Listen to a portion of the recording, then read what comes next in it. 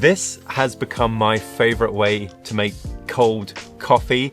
So if you're like me and you enjoy cold brew coffee, but you're not always organized enough to make it 18 hours ahead of when you need it, well, something like this might be quite interesting to you because it claims to be able to make espresso-like cold brew in 5 minutes. Let's do it.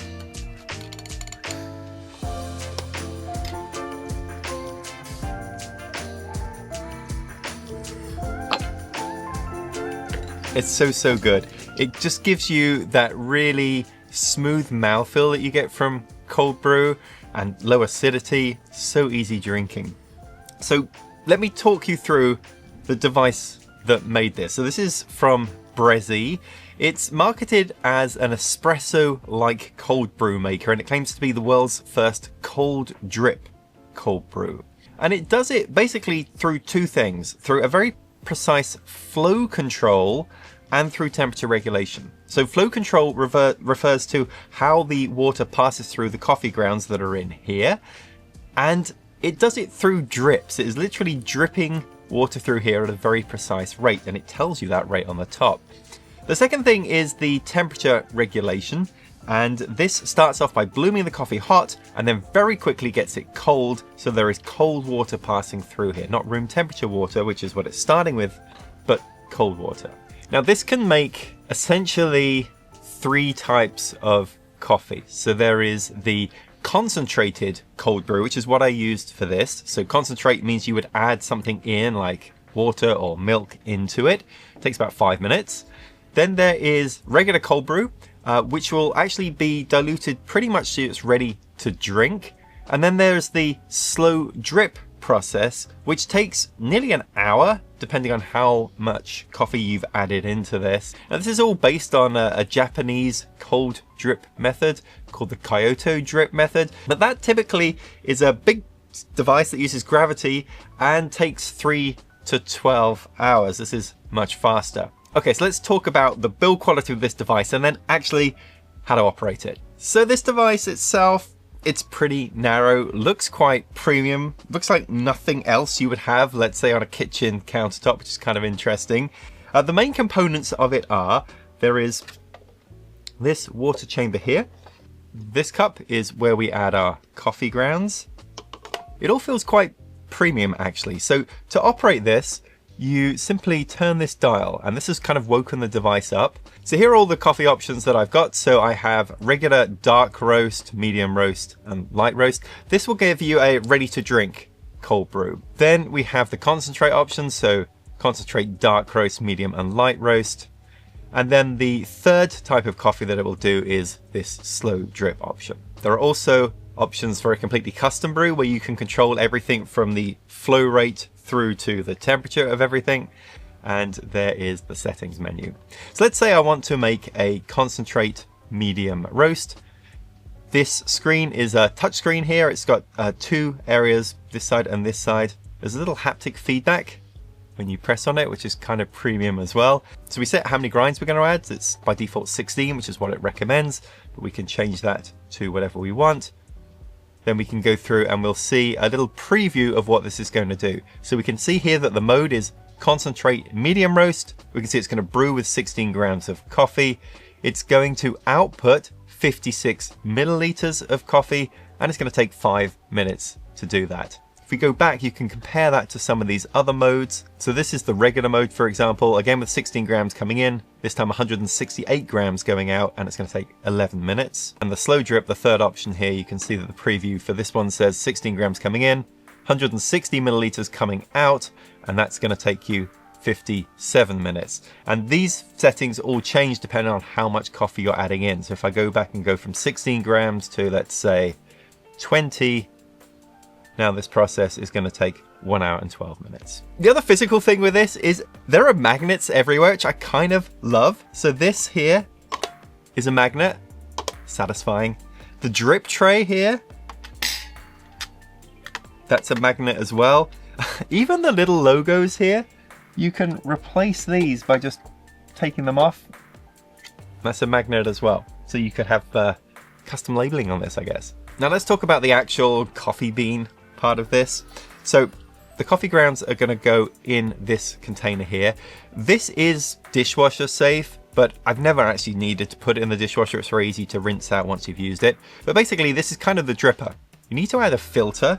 Now, there are two options for the filter. Initially, I use these wave filters. This is just a standard Kalita Wave 155 filter. Fits pretty well in there. But it turns out that this is actually only recommended really for the regular mode. For the concentrate mode and the cold drip mode, these little espresso filter papers, this is just a standard 64mm espresso filter, are probably the better option for this. So you just put these in the bottom and add your coffee into that. The reason for that is basically how much water is being placed into this, because we want to make sure that the water is passing through fast enough not to overflow. And in the concentrate mode and the cold drip mode, the flow rate is very slow, so we don't need to worry about water kind of pooling up in here. So we can just go with this filter. But it does create a slow flow through, which is really what we want. But if you're using the regular mode where more water is going in, there is the potential, depending on your grind size, that you'll end up with water pooling in this. Therefore, with a bigger filter, water is going to pass through more sections of this filter, and that should result in a coffee that is not going to cause this to pool over and overflow. Regarding grind size, because that will obviously affect the flow rate as well, I've been going with medium coarse, similar to what I'd use for a pour over. That seems to have worked pretty much perfectly for this. So let's try out the regular mode now. In with the Kalita Wave, add the coffee grinds. I'm gonna pick regular medium roast. I added 16 grams. You can see the preview. Now, a little tip here, this is going to result in more water passing through. The dripping is going to be a bit more aggressive. If you just put this into a regular cup, like this cup here, you can end up with a bit of splashing. So I recommend using something with a bit taller sides. Okay, it's cold brew time. So you can see here now the bloom is occurring. We're using water around sort of 50 something Celsius. And it's going to perform a bloom for about 45 seconds here. So this is really pre-infusing those coffee beans or those coffee grinds to get that CO2 out. Something that I would typically do with a pour over. It's also showing you the flow rate here. So the flow rate now is 0.45 milliliters per second. Okay, now we begin the cooling process. So we are rapidly cooling that water from 50 something Celsius down to 4 or 5 Celsius. And it really is quite impressive how quickly it does this. So we're at 4 Celsius now, and it is using a flow rate of 0.30 milliliters per second. So this is dripping the water through these coffee grinds now, and it's going to run for about 10 minutes at this stage. And you can see it's just starting to drip as the water is now passing through those grinds.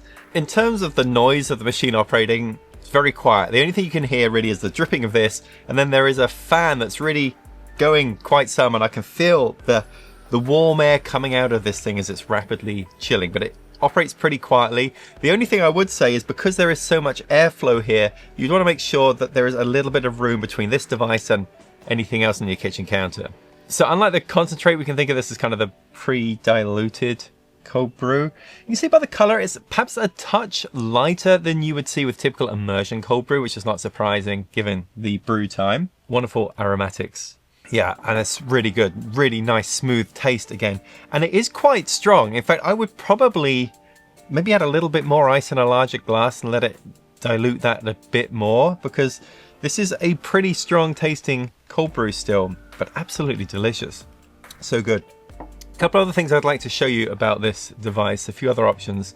As we scroll across here to custom brew, this lets us pick basically everything. So we can pick the bloom ratios. We then get to pick the bloom temperature, currently at 55 Celsius. You can go all the way up to 70 Celsius. Then the bloom flow, so this is set to 0.55 milliliters per second. And then the brew temperature is 5 Celsius here, and again we can change that. And then the flow rate, and then the coffee to water ratio, this is set to 1 to 12 in this case, but we can again pick that as we need. And the coffee amount added, we can say it's going to be 16 grams or whatever that is. And then that has given us now a custom brew profile. Now I did ask Brezi what's the difference between the roast levels with these settings. So what's the difference between a dark roast and a medium and a light roast? And apparently it's the bloom temperature. So these are things that you could actually dial in yourself in the custom profile. All right, last thing to show you the slow drip. Let's get this going. My little espresso paper. Slow drip does require patience, so it's going to take 57 minutes. But one thing you can do is if you hold down this button, you can actually set a time delay here. So I can actually kind of queue this up the night before or something like that, and then have it ready for me in the morning. I'm not going to do that. I want this now. So we're on slow drip, 16 grams in, 160 milliliters out, 57 minutes.